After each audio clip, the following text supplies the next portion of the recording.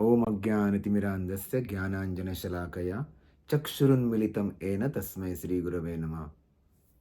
आज आपण भगवंताची जी 6 ऐश्वर्ये आहेत, त्यापैकी एक ऐश्वर्याची चर्चा करणार आहोत, जी त्यांची सुंदरता. आपण जर या भौतिक जगामध्ये बघितलं, ती भौतिक जगाची सुंदरता सुरुवातीला फार छान असते. लहान मूल जन्माला येतं, फार सुंदर आहे. तरुणपणी तरुण सुंदर दिसतात. पण हळू ही सुंदरता कमी होत जाते. आणि या सुंदरतेच्या मागे जर कोणी लागलं, तर काय होतं? त्याच्या मनातील कामभावना उत्तेजित होते. आणि आपण माहिती आहे, या जगामध्ये जेवढी काही युद्ध खेळली गेली, बऱ्याच वेळा ह्याच गोष्टीमुळे घडलेली आहेत. एक सुंदर स्त्री आहे, त्याला प्राप्त करण्यासाठी ह्या सैन्याने दुसऱ्या देशावर आक्रमण केलं. आणि शेवटी काय होतं, की दोघांमध्ये असं घनघोर युद्ध होतं आणि बरेच सैनिक ह्याच्यात मारले जातात. ही आहे भौतिक जगातील सुंदरता, जी आपल्या मनामधली जे काम आहे ते वाढवते जास्तीत जास्त, जेवढा आपण त्याच्या जवळ जातो. आणि भगवद्गीतेमध्ये पण श्लोक आहे, ध्यायतो विषयान पुंस संगस्तेषुपजायते संगात सज्जायते काम कामात क्रोधो विजायते. म्हणजे एखाद्या विषय वस्तूकडे आपण आकृष्ट होतो, चिंतन करतो, संग घेतो, त्याच्यामुळे आसक्ती तयार होते. त्या आसक्तीमधून काम उत्पन्न होतो आणि काम ह्या जगात कधी परिपूर्णता देत नाही आपल्याला. त्यामुळे काय होतं, तो काम क्रोधामध्ये परिवर्तित होतो. क्रोधात भवती संमोह, संमोह निर्माण होतो. संमोहात स्मृतिविभ्रम, स्मृतीचा भ्रंश होतो. स्मृतिभ्रंशात बुद्धिनाशो, बुद्धीचा नाश होतो आणि बुद्धिनाशात भ्रनश्यती. आणि अशा प्रकारे या केवळ एका भौतिक आसक्तीमुळे किंवा भौतिक सुंदरतेमुळे काय होतं, आसक्ती आणि शेवटी क्रोध, काम, क्रोध आणि शेवटी त्याचं पतन होतं व्यक्तींचं. अशा सुंदरतेच्या मागे धावणाऱ्या व्यक्तींचं. पण आध्यात्मिक सुंदरता जी आहे, असं म्हटलंय भागवतमच्या दशम स्कंदामध्ये, की आपण भगवंताचं जेव्हा दर्शन घेतो, योग्य भावनेमध्ये, भगवंत आपल्या हृदयामध्ये त्यांच्याविषयी आकर्षण देतात, त्यांच्याविषयी विचारधारणा देतात किंवा आपल्या मनामध्ये आध्यात्मिक विचारांचा उगम होतो. एवढंच नाही, की भगवंत इतके कृपाळू आहेत, त्यांच्या दर्शनामुळे ना केवळ या आध्यात्मिक विचारांचा उगम होतो, तर त्या आध्यात्मिक जे विचार आहेत किंवा आध्यात्मिक इच्छा आहेत, त्या त्या त्यांचं पालन पण होतं तिथे. भगवंत राखून ठेवतात त्या इच्छा तशाच आपल्या मनामध्ये. आणि तिसरी गोष्ट त्यांच्या दर्शनामुळे साध्य होते, आपल्या इच्छा देखील हे भगवंतच पूर्ण करतात. हे 3 फायदे आहेत भगवंताचं दर्शन घेण्याचं. भगवंत इतके सुंदर आहेत. ह्या जगातले बरेच ॲक्टर, ॲक्ट्रेस काही काळ पडद्यावर येतात, लोकं त्यांना पाहतात, त्यांचा ऑटोग्राफ घेण्यासाठी वेड्याप्रमाणे त्यांच्या मागे पळतात. त्यांचे फोटो घ्यायला मीडिया तयार असतं, जोपर्यंत ते तरुण आहेत. पण एकदा ते काही वृद्ध झाले, की त्यांना सिनेमामध्ये जे नवीन ॲक्टर आहेत, त्यांच्या आई-वडिलांचा रोल मिळतो. त्यावेळी त्यांच्याकडे जास्त काही कोण फोटो त्यांचे घेत नाहीत कोणी, क्लिक करत नाहीत.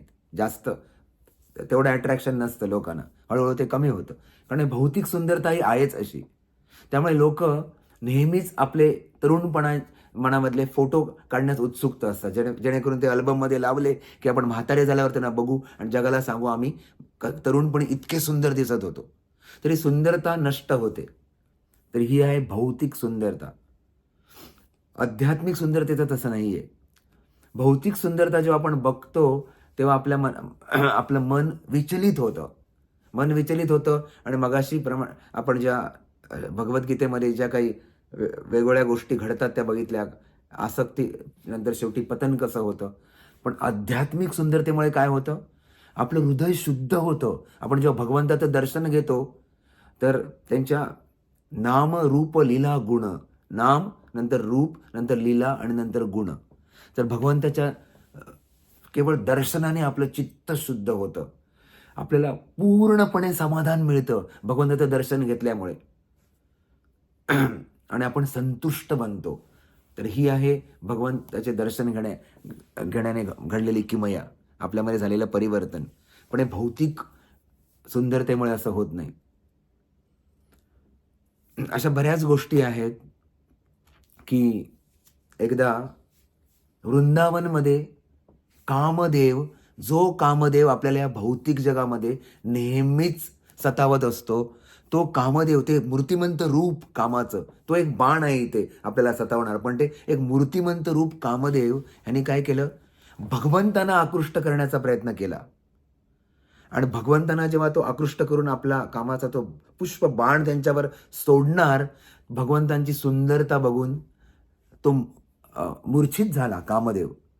तर ब्रह्मसंहितेमध्ये 34व्या श्लोकामध्ये ब्रह्माजी पण म्हणतात, वेणुं क्वणन्तमरविंद दलायताक्ष बरहावतं समसितं बुधसुंदरांगम कंदर्प कोटी कमनीय विशेष शोभम गोविंदमारी पुरुषम तमहं भजामी.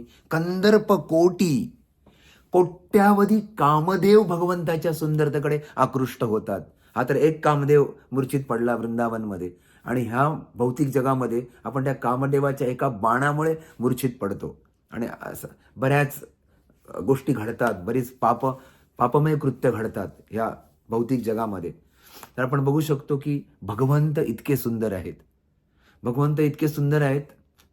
एक आचार्य त्यांच्याविषयी लिहितात, अधरम मधुरम वदनम मधुरम. भगवंताचे प्रत्येक अंग हे मधुर आहे. गीतम मधुरम पीतम मधुरम नयनम मधुरम.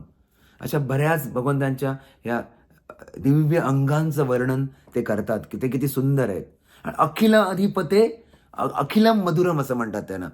सर्व गोष्टी ह्या मधुर आहेत भगवंतांच्या.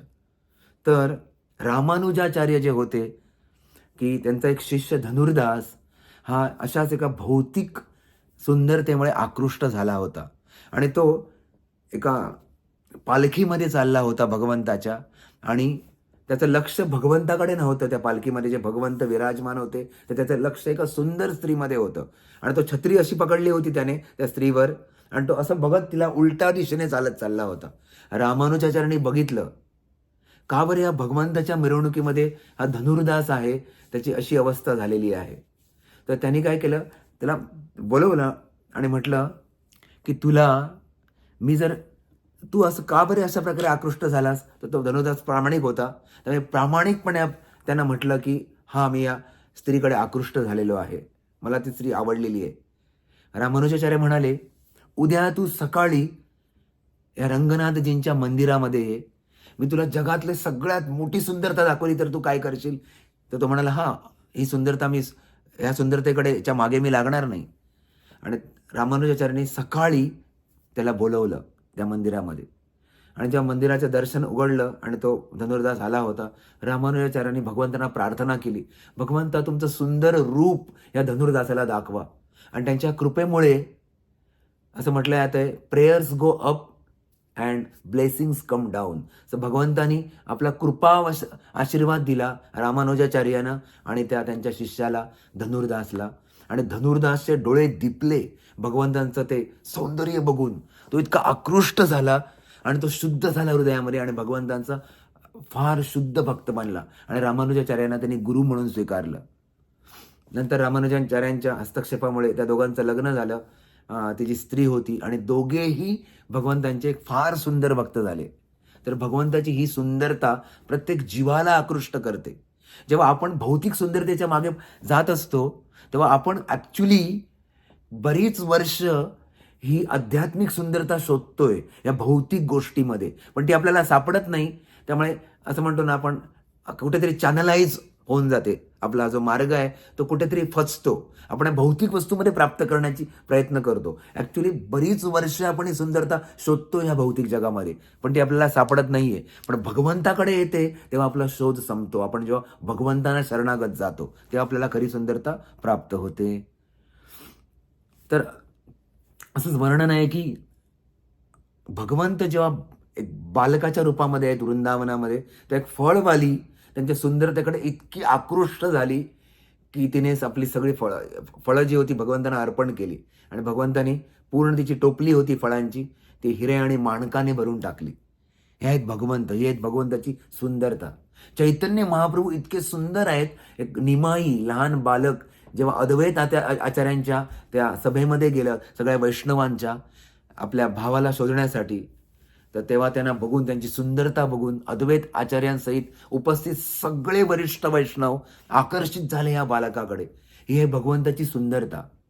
भगवंत अतिशय सुंदर आहेत. भौतिक जगातील सुंदरता आपल्याला नरकतुल्य जीवन जगण्यास भाग पाडू शकते, पण भगवंताची सुंदरता आपल्याला ह्या भौतिक जगाच्या सागरातून, जन्ममृत्यू चक्रातून आपल्याला त्या शाश्वत धामाकडे घेऊन जाते. तर हे आहे खरी सुंदरता. आणि सत्य काय आहे आणि असत्य काय याच्यामधला हा भेद आहे. गोपीसुद्धा भगवंताच्या सुंदरतेकडे आकृष्ट होतात. भगवंत जेव्हा द्वारकेमध्ये प्रवेश करतात तेव्हा प्रत्येक जण, लहान बाळ असू दे, मोठे जण असू देत, गोपी असू देत, प्रत्येक जण, गोपी ज्या होत्या त्या कुठे जातात, छतावर जाऊन भगवंताचं दर्शन घेतात. प्रत्येक जण आकृष्ट झाला, प्रत्येक प्रकारचा व्यक्ती. भगवंत मथुरेमध्ये आले तेव्हा मथुरावासी पण त्यांच्या सुंदरतेकडे आकृष्ट होतात. तर अशा प्रकारे ही जी आध्यात्मिक सुंदरता आहे, तर आपलं आपलं भक्तिमय जीवन सुरळीत बनवते. आध्यात्मिक या सुंदरतेमुळे आपण भक्तिमय जीवनामध्ये परिपूर्णता प्राप्त करू शकतो. त्यामुळे भगवंताचं दर्शन घेणं हे फारच आवश्यकता आहे त्याची. आपल्याला माहिती आहे की आपण राम मंदिर, अयोध्या राम मंदिर येथे काल जो मोठा उत्साह आज जो साजरा होतोय भारतातल्या, आज ह्या ठिकाणी साजरा होतोय, तर आपण बघू शकतो की त्याची एक कथा आहे की एकदा तिथे असलेल्या पहारेकऱ्यांना रामलल्ला दिसले. एक छोटं बालक, इतकं सुंदर बालक आहे, आणि त्यांना तो दरवाजा उघडलेला दिसला कोणीतरी, जे एवढं भलं मोठं कुलूप त्याला लावलेलं होतं, आणि ते इतके आकृष्ट झाले त्याच्याकडे हे पहारेकरी. तर भगवंताचं रूप फार सुंदर आहे. भगवंत हे फार सुंदर आहे. या भौतिक जगातील सुंदरतेशी आपण कधीही याच्याशी तुलना करू शकत नाही. भगवंतांची सुंदरता, भगवंत अतिशय सुंदर आहेत. तर ही खरी सुंदरता आहे जी आपल्याला अत्यंत संतुष्ट बनवते त्यांचं दर्शन. त्यामुळे वेळोवेळी मंदिरात जाऊन भगवंतांचं दर्शन घेणं फार आवश्यक आहे. हरे कृष्ण.